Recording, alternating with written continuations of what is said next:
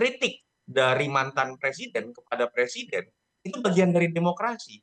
Ya, sebagai sebuah simbol saya sepakat apa yang tadi awal saya katakan, Bang Dhanil juga tadi tegaskan, menurut saya ini baik dalam konteks memberikan contoh pada masyarakat bahwa di tengah perbedaan pendapat pun dalam alam demokrasi, tetapi di atas meja, di hadapan publik harus ditunjukkan bahwa mereka tetap baik-baik saja, silaturahmi tetap terjaga dan lain-lain. Akan tetapi saya ingin masuk ke dalam penjelasan bahwa jangan sampai kemudian narasi yang terbangun adalah bahwa yang berada di luar pemerintahan atau berbeda pendapat itu Mhm. menghalangi harmonisasi, itu tidak menciptakan stabilitas politik, itu tidak ikut dalam kegotong royongan. Karena sebagai contoh misalnya, kalau kita misalnya melihat bagaimana Pak Jokowi tidak mengajak Pak Prabowo ketika kemudian menang di 2014, baru mengajak Pak Prabowo dalam pemerintahan di 2019. Apakah serta-merta kita bisa katakan bahwa saat itu Pak Prabowo kan tetap keras mengkritik ya, bahwa Pak Prabowo kemudian tidak masuk ke dalam sebuah harmonisasi pemerintahan kan tidak. Mmm. Malah ketika Pak Prabowo terus melakukan kritik secara objektif sebagai oposisi saat itu terhadap pemerintahan Pak Jokowi, di situ pendidikan politik buat masyarakat terjaga. Di situ aspirasi masyarakat yang tidak semuanya bisa diselesaikan oleh pemerintahan tetap bisa disalurkan. Itu juga yang kalau kita lihat di negara-negara maju ya, Bang Nasir, bahwa Mhm. misalnya di Amerika Serikat, perbedaan pendapat yang cukup tajam, bahkan kritik dari mantan presiden kepada presiden, itu bagian dari demokrasi yang memperkaya wacana. Dan itu menurut saya esensi dari demokrasi, bahwa kebisingan harus terjadi selama sifatnya konstruktif, saling kemudian mengisi.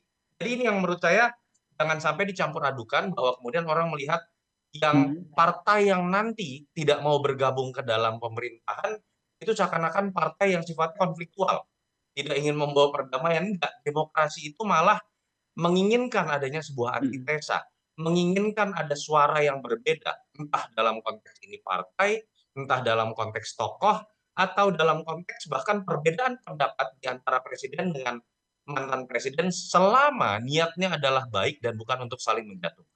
Nah, ini yang juga, menjadi sorotan nih, Mas Toto, karena kalau kita lihat seperti yang tadi Anda sampaikan bahwa, Prabowo bertemu dengan Jokowi dan juga SBY ini beberapa kali sering terjadi, tapi, yang Anda lihat dengan, pola, politik yang tadi Anda sampaikan, kalau Puan itu lebih fleksibel gitu. Nanti itu akan berpengaruh seperti apa di, politik dari PDIP sendiri? Iya, Mbak Puan ini kan kalau kita bicara lebih fleksibel paling tidak dalam arti gaya berpolitik, gaya Mhm. berkomunikasi, dan menurut saya itu mencairkan sikap politik PDI Perjuangan yang seringkali dikritik oleh beberapa pihak, gaya berkomunikasi Ibu Mega ini terlalu keras begitu misalnya ya. Mbak Puan ini memposisikan diri kadang-kadang terlihat untuk mencairkan suasana paling tidak. Tetapi saya masih percaya bahwa PDI Perjuangan sikapnya masih satu, tidak Mhm. kemudian menjadi dua. Bahwa kemudian ada dua sikap yang berbeda, bahwa ada perbedaan pendapat internal pasti, tapi menurut saya ya tetap keputusan masih diambil oleh Ibu Megawati Soekarno Putri. Apakah ini pertama kali terjadi di PDI Perjuangan? Saya rasa tidak juga. Dulu Oke. kalau kita lihat masih ada almarhum Pak Taufik Kimas, ada situasi yang mungkin derajatnya berbeda tapi Mhm. polanya mirip. Bahwa Ibu Mega juga cenderung bersikap keras terhadap pemerintahan SBY saat itu, Mhm. Pak Taufik Kimas almarhum ini cenderung Baik. bersikap lebih lentur dalam Baik, menjalankan mhm, berarti komunikasi lebih politik. fleksibel begitu ya. Saya ingin ke Betul. Mas Daniel.